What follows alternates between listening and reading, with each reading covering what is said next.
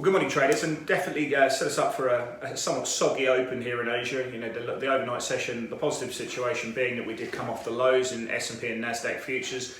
The Nasdaq closing up for a 6th day in a row, the S&P pretty unchanged.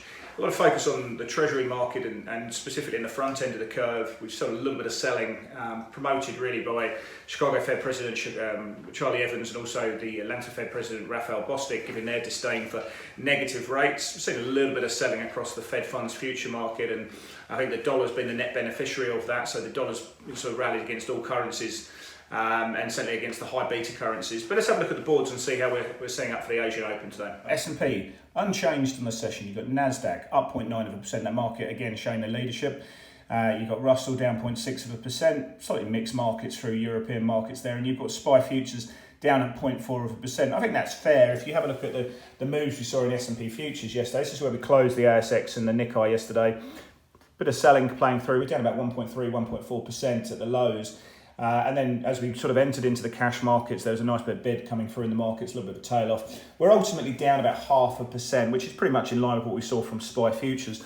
Have a look at spreads here. We've got high yield ETF up 7 basis points or 6 basis points. High yield ETF down 0.5%. So take a bit of gloss off the equity market. As is what we're seeing in the commodity markets, you can see not so much selling in the front month, but as you go out further out July into August, you know, better selling playing through. Brent down a couple of percent as well. Gold continues to trade in this range. It's moving perfectly sideways at the moment. You've got copper prices trading down about 1.1%. Vol markets not really seeing any kind of change playing through. VIX still 27.5%. We're not really seeing too much of a move there.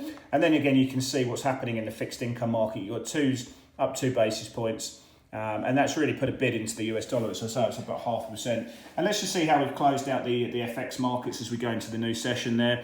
All markets except the Taiwanese dollar under pressure against the US dollar, and it's really been these high beta currencies which are selling off as well. So we'll watch equity markets, we'll watch what happens in the dollar. I think that's going to be really important as we go into the new session here. But a slightly soggy start, trade it with Pepperstone.